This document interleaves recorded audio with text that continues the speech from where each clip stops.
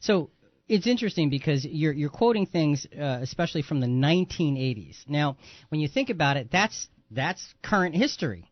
But when you hear something, and then you hear it again and again and again, and years go by, and you hear it again and again and again, you forget origins, and then it becomes fact.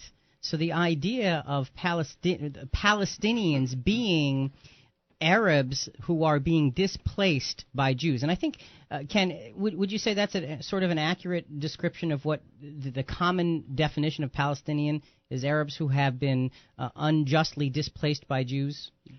Yes. Okay.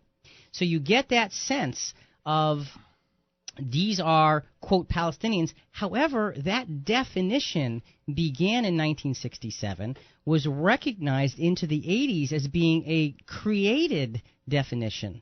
But I would venture to say if you walk down the street today and asked 100 people who the Palestinians are, 100 people are going to tell you the exact same answer. When in fact, that's not the historical answer, but that was a developed answer for political reasons. Interesting thoughts. Folks, if you have a thought, it's 866-985-4255. It's toll free, 866-985-4ALL. We are speaking with Ken Rawson this morning. You may not like what he's saying. We'd love to hear from you if you don't, as long as you're respectful. And you may like what he's saying, and we'd love to hear from you if you do. So again, 866-985-4ALL. Rick, I just might like to make one point. Why actually world powers have more or less sided with the Palestinians. Okay. And there's two reasons. One, we call it the oil diplomacy. The Arabs had the oil. Mm-hmm. Most Arab nations have more oil combined than any other source of oil. All right. Europe especially is almost 100%, many nations, dependent on Arab oil. If they don't side with the Arabs on the Palestinian issue, they're jeopardizing their economy. They can't exist without Arab oil. So this is Arab oil diplomacy.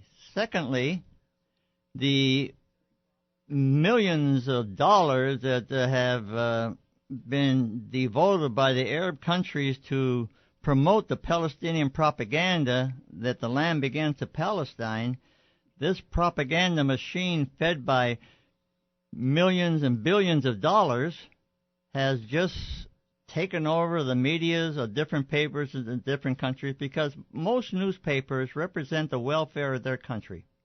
And the welfare of their country is dependent on Arab oil. Therefore, they side with the Palestinians. They buy the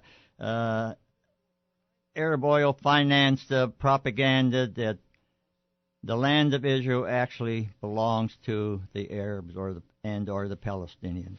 All right, now we're nearing the end of our time in the first hour here. I think one of the things we want to begin to do is focus how are we going to approach this in the second hour.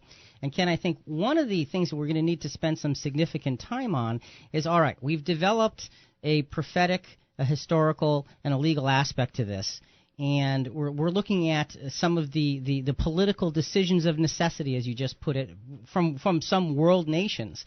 But what about the constant difficulty of you have these Arabs living in the context of Israel, and you have Jews living in the context of Israel, and them displacing one another? What do you do with that? How do you deal with this because they're both there? So one of the questions we're going to want to deal with in some significant detail, and I'll give you a chance to get started on it now, is how do you deal with Israel displacing Palestinians from their home, or vice versa? Is any of that fair? What should happen with that? Well, if the Holy Land, say in the 17 and 1800s, was just filled brimful with Arabs, then the Arabs would have a right, and the Jews would be coming in and pushing the Arabs out. But I'm going to give a number of quotes from prominent people, Christian leaders and political leaders. And you know what? You're going to do that in the second hour because we're down to about less than a minute here before we need to wrap this up. So line the quotes up. Folks, if you have a thought, if you want to get in on this conversation, it's 866-985-4255, toll free 866-985-4ALL. We want to get down to the brass tacks of how do you handle the Middle East situation today. Now, Ken has said a lot of very, very important things here. He talked about the fact that the name Palestine was established way back in 135 A.D. He talked about the fact that there have been Jews in the land entirely for that period of time from then till now. He talked about the fact that Arabs did in fact rule the land for a short period of time and then sporadically. And he talked about the fact that the name Palestinian was fabricated to represent a specific Arab people for political reasons. All of those facts add up to trouble right here in River City. That's what it adds up to. It adds up to trouble and difficulty in the Middle East. In the second hour, we're going to continue with that with our guest Ken Rawson. Folks, stay with us. We'll be back after the news and all of that. For Jonathan and Rick and Ken, this is Christian Questions. And the question, should it be Israel or Palestine? We'll be back soon. Think about it.